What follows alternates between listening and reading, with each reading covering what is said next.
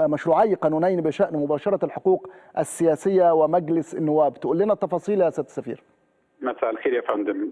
بالفعل ناقش المجلس اليوم مشروعي القانونين الذي اشرت لهم سيادتك، وتم الانتهاء من الصيغه النهائيه واخذت موافقه المجلس عليه، وبالاضافه الى سابق موافقه جهات اخرى مثل مجلس الدوله والمجلس الاعلى للقضاء، اللجنه العليا للانتخابات الرئاسيه، ومجلس قومي لحقوق الانسان، وغيرها من الجهات التي كان لها بالفعل راي في هذا القانون.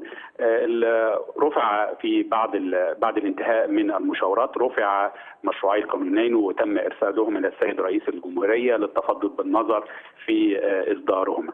يعني احب اودي أشير إلى نقاط سريعة جدا دون الخوض في التفاصيل الخاصة بالقانون إلى حين وقد يكون أهم البنود التي تهم السادة المشاهدين أن المجلس بيتكون من 567 عضوا، هذا هو التشكيل النهائي إن شاء الله للمجلس.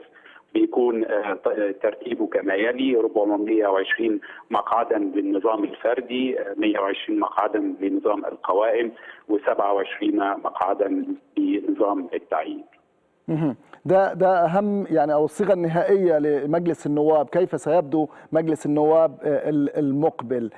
طيب، القانون مباشره الحقوق السياسيه يا سياده السفير، هل لم يتضمن اقرار العزل السياسي، مش كده؟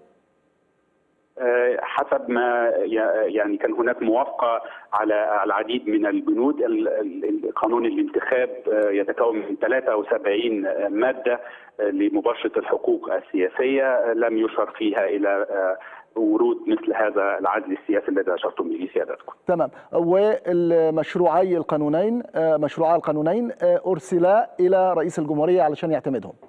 نعم بالفعل أرسل القانونين إلى رئاسة الجمهورية، وفي الختام طبعا وجه رئيس الوزراء والمجلس كل التقدير والشكر للسيد وزير العدالة